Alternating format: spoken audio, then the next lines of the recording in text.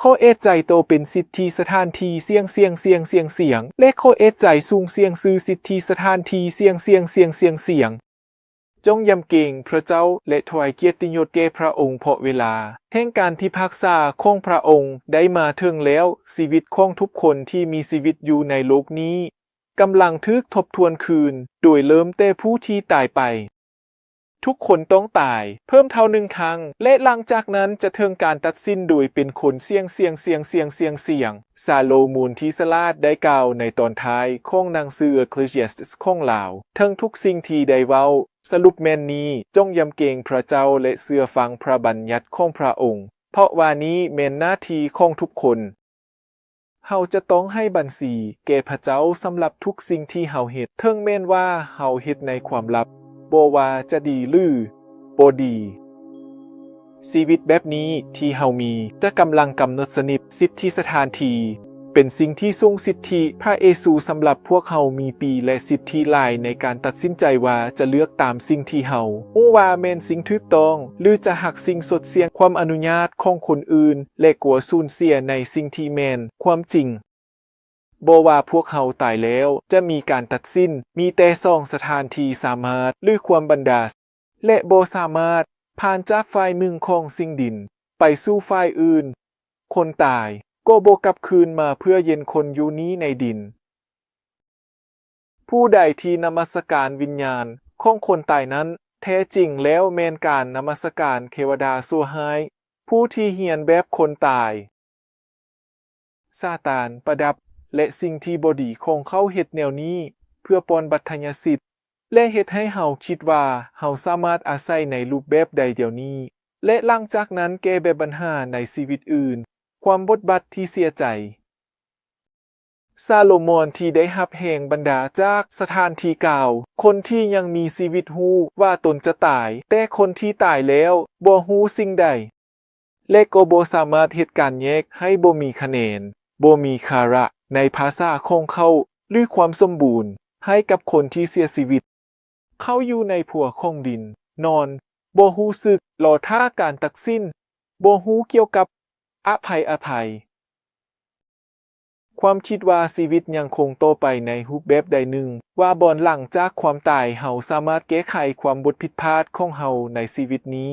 ความคิดนี้เกิดมาจากซาตานาส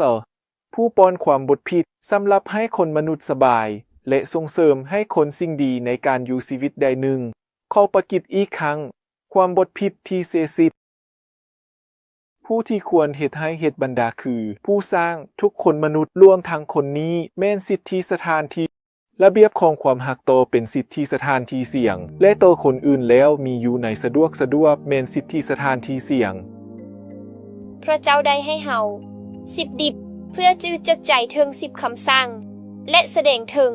ปิด10ความดีต่อพระเจ้าในตัวที่แรก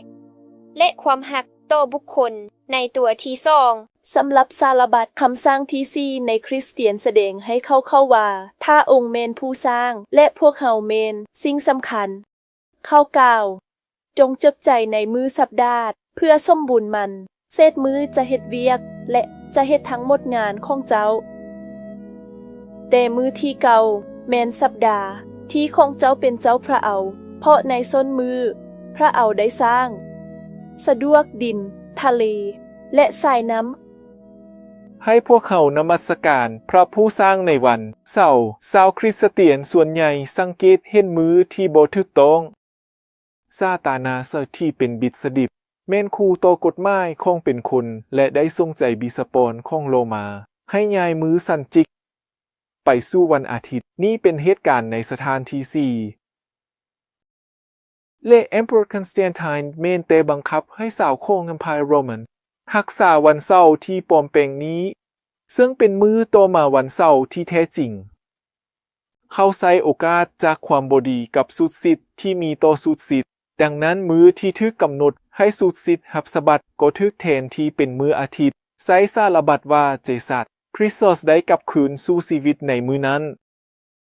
มันยังได้มีอิทธิพลต่อโภพเพื่อเพียงแต่เอาพระบัญญัติที่ส่งออกและเหตุการณ์เปลี่ยนแปลงอื่นต่อกฎหมายของพระเจ้า ดิบ10ตัวอย่างของรายการ10ของรายการ10ของรายการ10ของรายการ10ของรายการ10ดังนั้นระดับเริ่มซ่อนแบบปอนสิทธิสถานที่เสี่ยงของกุดแบบคงเป็นคนสูญเสียในคะแนนสิทธิสถานที่เสี่ยงแต่เจสัสคริสโตโซได้กล่าวว่าเขาบ่ได้มาเพื่อปนกุดแบบคงเป็นคนและคริสตอนควรจะออกบรรดาสถานที่ในสบัดนั่นแม่นความจริงที่เจสัสคริสโตโซแจ้งให้คริสตอนออกบรรดาสถานที่ในสบัด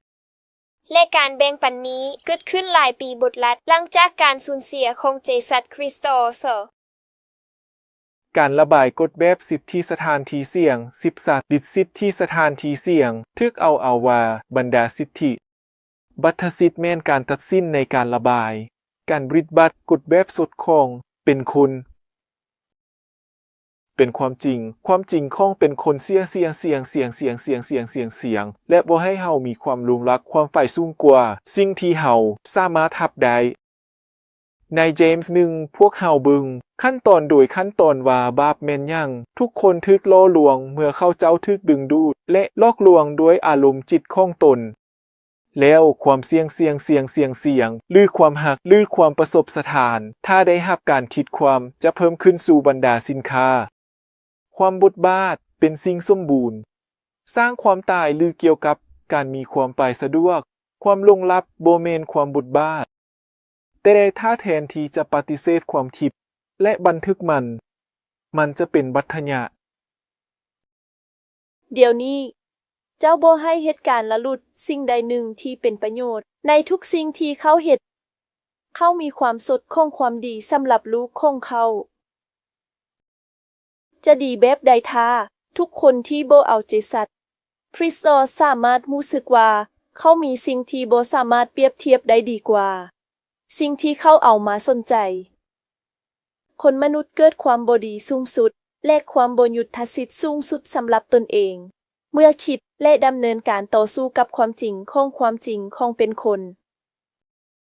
บ่มีความสุขที่แท้จริงอยู่ในเส้นทางที่ถูกห้ามโดยผู้ที่รู้ว่าสิ่งที่ดีที่สุดและต้องการความดีของสัตว์ของพวกเขาเส้นทางแห่งการลวงละเมิดเพียงแต่นำไปสู่ความทุกข์ทรมานและการทำลายแต่ถ้าทานยากบุกบรรลบทสถานที่เสี่ยงและเป็นคนสดต่อเข้าหูว่าต้องทึกลอทอนจากบรรดาของตนทานต้องทึกบัดทิดด้วยการดินในน้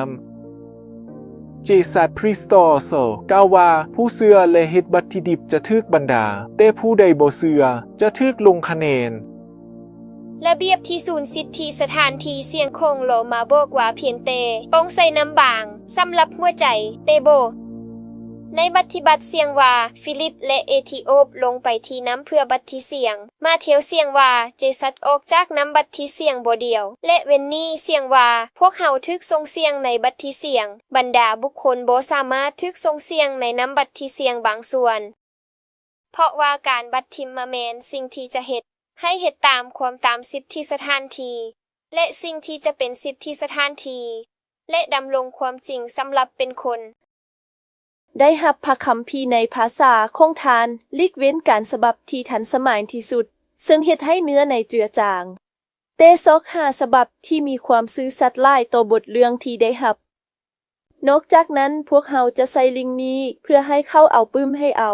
อ่านด้วยความสะอาดเก็บกระบวนการเข้าไปสู่เจสัสคริสโตสโดยหลักการแล้วท่านบ่ควรสืบต่อเบิงส่วนที่เหลือของ3วิดีโอนี้ก่อนที่พื้นฐานนี้จะถูก tuned และ assimilated ได้ดีถ้าบ่ดังนั้นมันอาจจะเฮ็ดให้ทาน indigestion เข้าไปที่หน้านี้และดาวน์โหลดปื้มเอาอินเทอร์เน็ตสำหรับการเปิดไฟพิเศษนี้พวกเฮ็ดแนะนำให้ทานติดตั้งในเมืองของทานอัปเดตปื้มเอาอินเทอร์เน็ตเส้นนี้ในสถานที่สุดลงดาวน์โหลดเดียวนั้นบุตรอลิตนี้จะเปิดตาใส่และเป็นสารระดับจากความมืดเข้าไปสู่แสงและจากอำนาจของซาตานาสไปสู่เป็นคนมันจะมีประโยชน์อาศัยกับการได้รับลางลับทั้งหมดและสูญเสียจิตใจคงเข้าบ่หรือมันจะให้คนสิ่งใดสำหรับจิตใจคงเข้า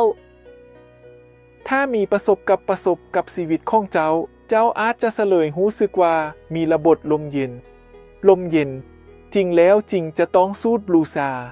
รู้สึกเย็น ขออภัยกับเจ้าในตอนนี้ ส่วนสำคัญในกรณีนี้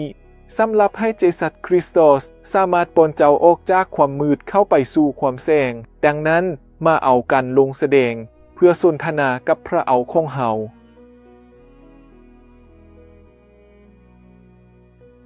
ขอบใจหลายพอสำหรับความมลิกอิบและสำหรับความกรุณาของเจ้าขอให้อาสรดัดของเจ้ามาและนำคนไปสู่ความบรรดาผ่านปึมนี้ปัทบันสู่คริสโตโซในนามของเจสัสคริสโตโซพวกเฮาอธิบายอาเมน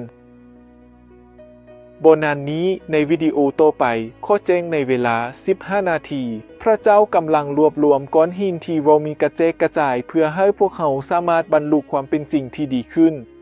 โดยมีความทุกข์ทรมานน้อยจากบาปขอให้พระเจ้าเฮ็ดให้สายตาของความเข้าใจของเจ้า